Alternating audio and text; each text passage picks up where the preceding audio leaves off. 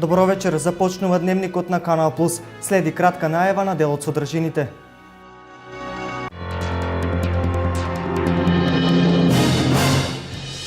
Денес е ден на македонското правосудство. Основниот суд во Штип ефикасно ги решава предметите.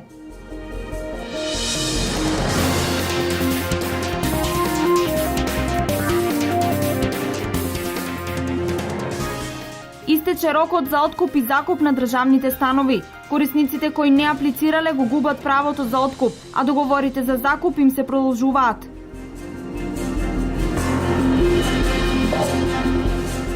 Пет први и неколку втори и трети места освоија учениците од основното општинско училиште Свети Климент Охридски од Делчево, со што се вброја во редот на најдобрите математичари на истокот.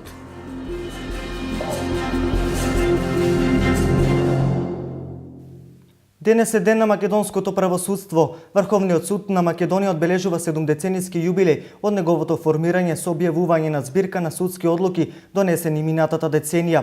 Сдруженијето на судиите на Република Македонија го промовираше Кодексот за судска етика. Македонското правосудство денес го одбележува денот на основањето на судовите, односно поставувањето на темелите на судството во Република Македонија. На 31 март 1945 година е донесена повалба на АСНОМ за устројството на редовните народни судови на Федерална Македонија и решение на АСНОМ за создавање на суд за судење на престапи против македонската национална чест. Со повелбата се основани 25 околински судови, 3 обласни судови со седишта во Скопје, Штип и Битола и Врховен суд со седиште во Скопје. Поради ова, 31 март 1945 година се смета за ден на основање на судовите, односно поставување на темелите на судството во Република Македонија. Основниот суд во град Штип засега успешно се справа со поставените цели од областа на делењето на правдата, така што во месец декември 2014 година нерешени предмети останале 1972.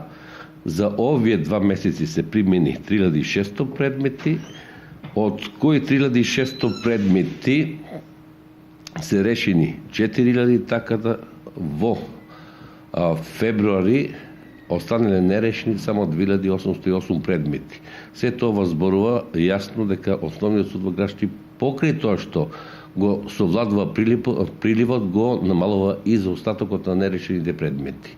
Тоа се однесува како во граѓанската, така и во кривичната сфера. Во рамки на Денот на правосудството, денеска во Врховниот суд на Македонија беше представена збирката на судски одлуки 2004-2014 година.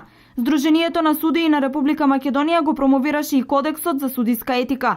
Покрај Денот на правосудството, Врховниот суд го одбележува и 70 годишниот јубилеј од неговото конституирање.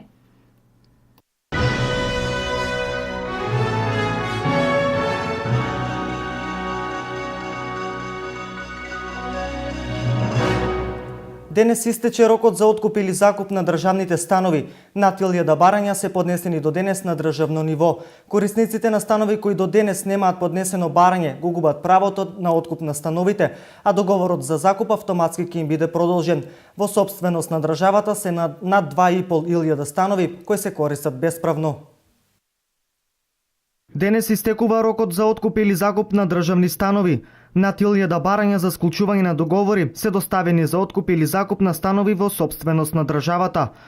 Според податоците на Министерството за транспорт и врски, во државата има над 2500 станови кои се користат бесправно, односно се дивоселени, дадени под закуп или се општествени станови. Во источниот регион оваа процедура е успешно спроведена и има доста заинтересираност на оние корисници на кои им е издадено решение за закуп, односно им е одбиено, ки имаат рок до 30 јуни да ги обноват договорите. Направивме и директни разговори, значи одевме на терен, нашите колеги беа разговара со сите овие корисници, тие се информирани, барањата им се дадени, ги знаат сите детали, така да мислам дека успешно ќе се заврши тоа. Оние кои има сепак намера да купат, доколку не, тогаш ќе има, или доколку бидат одбиени, ќе имат можност до 30 јуни да поднесат барање за склучување на договор за закуп. Значи мора да се обноват и договорите за закуп.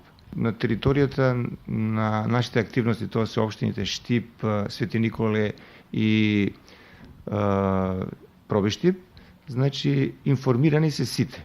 Значи буквално сите се информирани, дури ги баравме и луѓе што се во странство, преку пријатели, родини, преку Facebook, социјалните мрежи ги најдовме, луѓе во Скопје што живеат, сите се информирани, па тоа не е голема бројка, тоа е околу 23 стана, значи имаат поднесено до овој момент 17 луѓе, значи барање до Министерството, но и овие неколку што ќе останат сигурно ќе бидат. А додека за становите за лица со ниски приходи, тие се 81 стан, значи досега имат поднесено 72 корисници на овие станови. Корисниците на становите кои немаат доставено барање ќе изгубат можноста за сопственост, односно ќе добијат решение за закуп.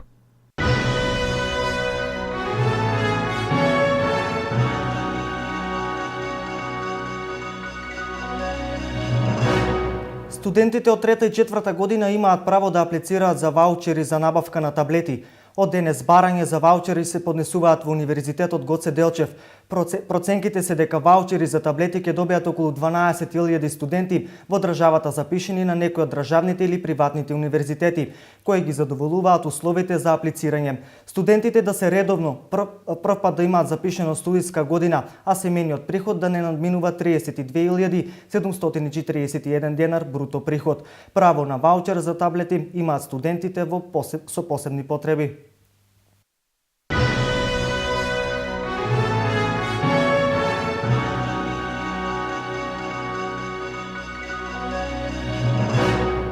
Со професионалност и посветеност на работата, од сточарството може добро да се живее. Следи една успешна приказна за сточарот Слободан Стојанов од село Лески, Виничко. Откупната цена на јагнешкото годинава е добра, вели Стојанов. Сточарството може да биде профитабилен бизнис, чесен и исплатлив, но ако се вложиме целосно и фамилиарно или како што вели нашиот соговорник, професионално цели 24 часа. Слободан Стојанов од село Лески, кој пред 2 години беше награден за посветеноста во работата, деновиве задоволно ги триеше рацете од добрата великденска цена околу откупот на јагнињата. За еден ден продаде околу 200 јагниња по цена која досега ја немало, вели Стојанов. Околу 200 јагниња.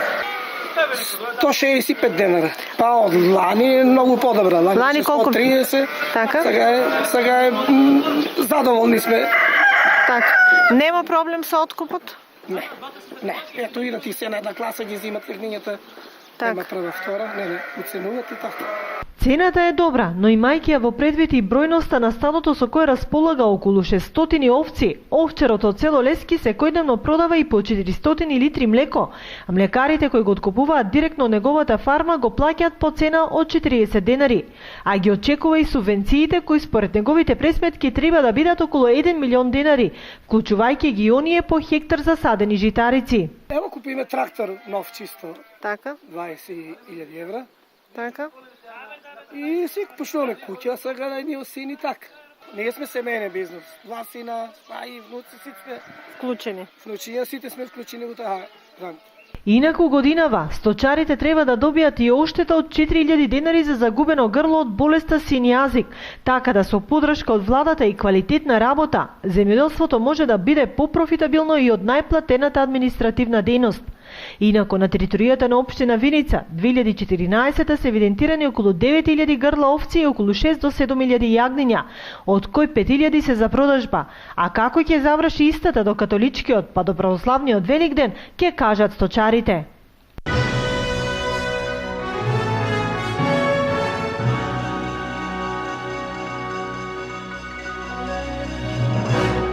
Утре попладне се очекува да пристигне телото на штипјанецот Сашко Коцев, кој загина во сообраќајна несреќа во Шпанија. Погребот ќе се изврши во четврток на градските гробишта во Штип. Донаторската телефонска линија се уште е отворена за донации. Телото на починатиот Сашко Коцев од Ново село во Штип ќе пристигне утре на аеродромот Александар Велики во Скопје, а погребот на Коцев ќе биде во четврток. Од општина Штип информираа дека транспортот од Скопскиот аеродром ќе биде бесплатен. Ние сме во постојан контакт со семејството на починатиот, поточно со неговиот татко. Информирани сме дека некаде попладне ќе пристигне. Знаете дека општината обезбеди бесплатен превоз од една од погребалните фирми во општината кои што се занимаваат со ваква работа и тие бесплатно ќе го транспортираат телото од Скопскиот аеродром до Штип, а најверојатно погребот ќе се одржи во четврток за 2 седмици на донаторската сметка која што е отворена преку ВИП операторот, собрани се 71.100 денари. Значи првата недела имавме 19.800, оваа втора недела значи над 50.000 денари, што значи дека вкупно имаме околу 1.400 евра. Ако се додадат и они 1.300 кои што веќе се уплатени, имаме некаде сума од околу 2.500 евра.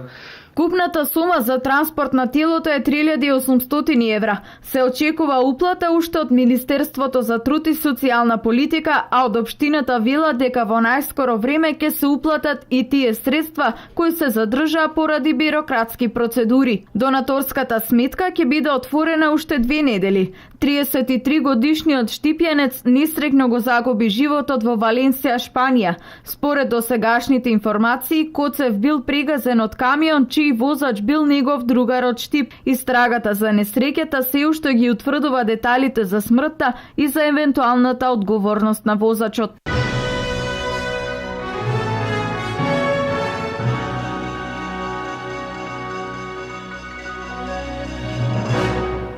Учениците од Основното општинско училиште Свети Климент Охридски од Делчево се дел од најдобрите математичари на крајниот исток. На регионалниот надпревар по математика освоија 5 први и неколку втори и трети места. Делчевските основци ги собраа наградите на републичкиот надпревар по математика што се одржа во Русиново Беровско. Никола Орлов од 8 оделение и Марија Георгиевска од 4 оделение од Основното училиште Свети Климент Охридски ги освоија максималниот број на поени и со тоа си обезбедија учество на државниот надпревар.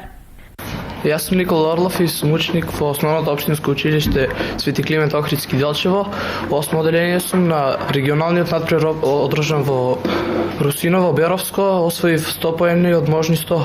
Исто така, освен мене, 100 поени освои Марија Георгиевска од 4 оделение. Тешко ли беше надпреварот за тебе? Па, за мене не беше тешок, но имаше некои полесни, некои потешки задачи. Вкупно 8 ученика од Основното училиште Свети Климент Охридски се закитија со први, втори и трети места на републичкиот надпревар, а 9 добија и пофалници. Нашето училиште Свети Климент Охридски може да се пофали со освоени први места во 4 оделение, 7 оделение, 8 оделение, 9 оделение, а втора награда освоивме во 5 оделение и 6 оделение. Георгиевска Марија од 4 оделение освои прво место и прва награда со вкупни 100 поени. Милена Начевска од 7 оделение го освои првото место, Никола Орлов од 8 оделение го освои првото место и првата награда со вкупни 100 поени. Валерија Левска од 8 оделение освои прва награда, Кристина Петровиќ од 9 оделение го освои првото место и првата награда. Ева Ристовска од 5 оделение освои втората награда, Матија Златкова од 6 оделение втората награда, Горан Малешевски од 4 оделение третата награда. Директорката на Основното училиште Свети Климент Охридски горда што од 30 ученика од ова училиште со награди и пофалници се вратија дури 2/3 од нив. Како училиште горди сме на нашите ученици што правеа големи трез за овој надпревар по математика и секако на нивните ментори кои што напорно работеа за да стигнат до овие солидни резултати. Учениците продолжуваат на републички надпревар каде што се надевам дека и таму ќе освоат први, втори и трети награди. Во исто време продолжуваат, значи се организираат надпревари и по другите предмети. Еве сега ќе го најавам регионалниот надпревар по физика во сабота, регионалниот надпревар по англиски јазик, општински регионален во Кочани и секако по сите други предмети. Освен Никола и Марија на државниот надпревар по математика со освоено прво место се пласира и Милена Начевска 7 оделение, Валерија Илиевска 8 оделение и Кристина Петровиќ 9 оделение.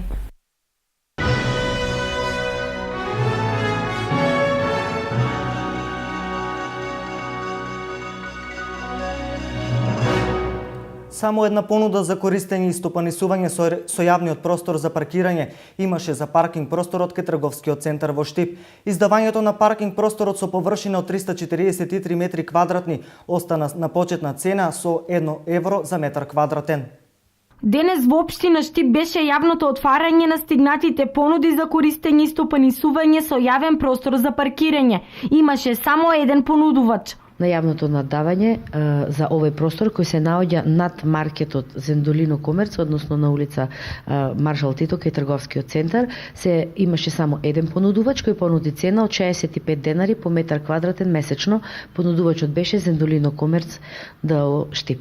Новиот концесионер воедно има и нови обврски. Обврската е покрај тоа што треба да плаќа наемнина на општината, треба да го уреди просторот и има можност да го користи по свој начин на користење, кој самиот ќе го определи. Освен понудата од Зендолино Комерц, други понуди до предвидениот рок нема, доколку Советот на општината одлучи да дава простор за паркирање, ќе има и други јавни надавања во иднина.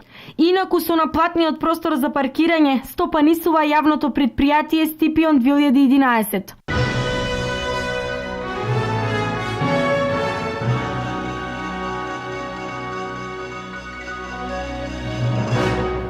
Општините на истокот се подготвуваат за првоаприлските манифестации. Највесело е на маскембалот во Пробиштип, кој започнува вечерва, каде ќе продефилираат маскирани деца од цела Македонија. Во останатите градови утре денот на шегата ќе се одбележи со многу забава и маскембали. Општина Пробиштип 6-та година поред ја организира Пробиштипската априлијада. Целта на оваа манифестација е да се организира и по многу работи да не наликува на веќе постоечките, како Струмичкиот и Прилепскиот, а ќе биде предпознатлива, оригинална и уникатна во регионот па и пошироко. На почетокот почна како општинска манифестација, односно наменета само за дечињата и помладите од нашата општина и веќе после 2 години прерасна во републичка манифестација. Пробиштивскиот маскембал е од надпреварувачки карактер, значи дечињата се подготвуваат групни маски, дефилираат низ улиците на Пробиштип. Меѓу паричните награди, прво освоената награда ја представува општина Пробиштип на Струмичкиот карневал, а второто место оди во Прилеп и ја представува општина Пробиштип на Прилепскиот карневал. Веќе се најавени гости од 7 општини кои ќе земаат учество на овогодинешната априлијада. Дел од нив се општините Кочани и Штип, Виница, Македонска Каменица и Радовиш. По повод денот на шегата и оделението за јавни дејности во Кочани ја организира априлијадата, заедно во соработка со градинката Павлина Велјанова, во Центарот за култура Бели Мугри, на која ќе земаат учество групни и поединични маски. Програмата ќе започне во 11 часот, а својата креативност ќе ја покажат и децата од основните училишта Раде Кратовче, Малина Попиванова и основното училиште Кирил и Методи. Имаме една прекрасна маска со која што ќе се представиме во Пробиштип на Пробиштипскиот маскембал, кој што оваа година е под мотото Пробиштип под маски. Моите ученици, тоа е прво едно одделение од основното училиште Славико Арсов, ќе бидат во маската Штрумфови, една маска која што е инспирирана од книгата Штрумфови. Јас сум Велен Штруф. Лесно се забележувам по црвената брада и црвената облика. Мојата маска е Штруфета. Наградите за првите 3 места ќе бидат обезбедени од општина Пробиштип. Тоа символични суми. Првото место е 4000, второто е 3000 и третото 2000. А денот на шегата ќе го одбележат и децата од градинката во Делчево, Весели цветови. Во првата година на априлијадата беа вклучени и постарите, меѓутоа од година в година ексклузивното право го дадоа на најмалите. И на куминатата година група Штипјани ја понесоа со себе првата награда за избор на најубава маска.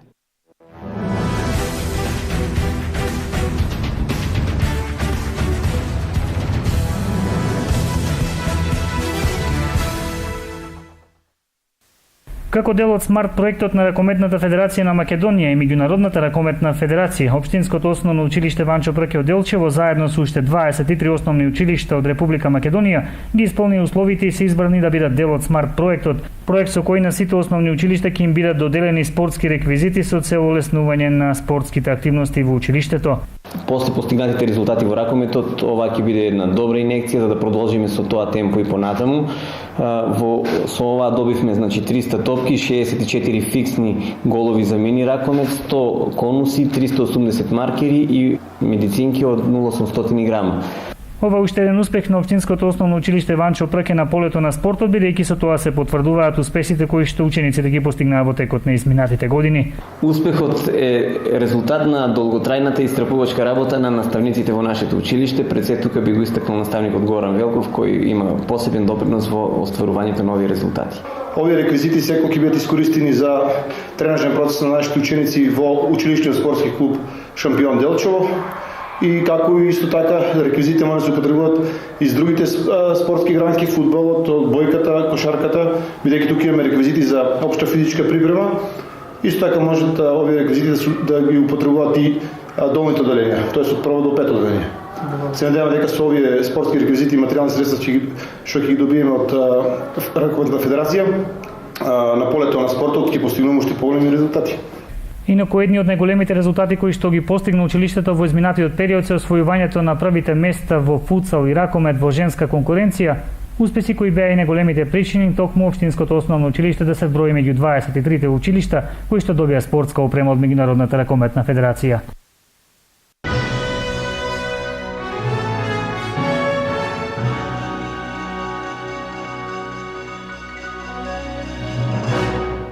Ова беше се во дневникот на Канал Плюс. Ви благодарам за вниманието. Во продолжение следува временска прогноза. Имајте пријатна вечер.